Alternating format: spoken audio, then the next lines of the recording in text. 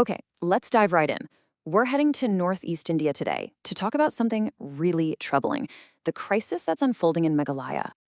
So, when you think of Meghalaya, you probably think of its unique matrilineal society, right?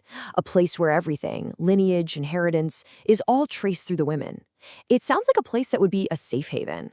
But, and this is the big question we're tackling, why is it that in a society built around women, they and their children are now in such terrible danger?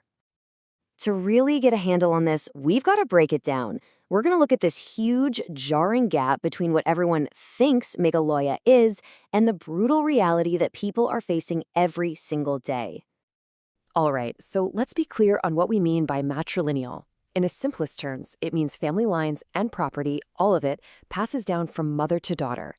It's a really unique setup, and for a long time, it's given Meghalaya this reputation, this image of being a sanctuary, a place where women are respected and safe. But that image, it's completely shattering. I mean, we're talking about a horrifying spike in brutal, violent crimes against women and kids that's just exposing a much, much darker truth. It's like the ideal is crashing head-on into a violent reality, and it's left the people there living in a constant state of fear.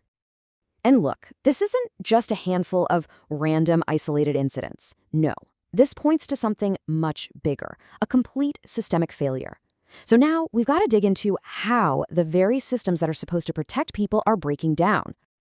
So you have to ask, right? What is the real root cause of all this fear? Where exactly is the system failing so badly? How does a society famous for putting women at its center become one of the most dangerous places for them? And this is where it gets really stark, You have the expectation what should be happening, proactive, effective policing.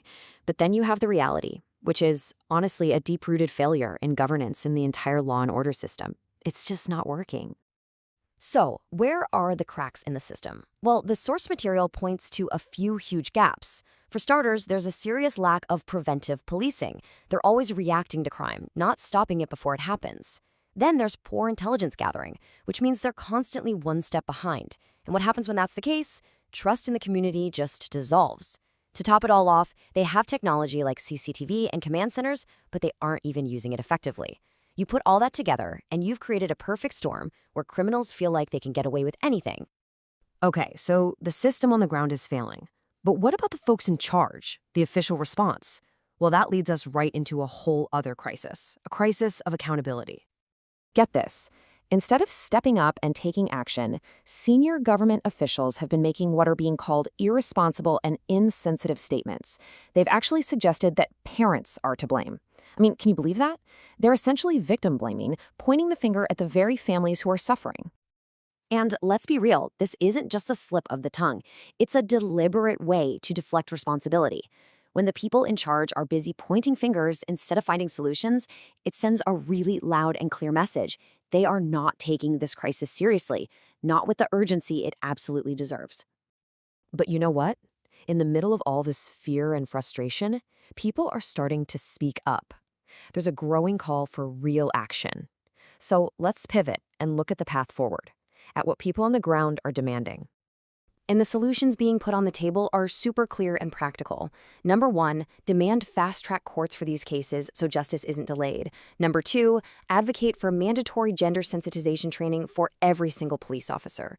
This is crucial for tackling deep-seated biases. Number 3, push for genuine community policing models that can actually rebuild that shattered trust. And finally, number 4, support the NGOs, the ones who are really on the front lines helping victims when the system just isn't.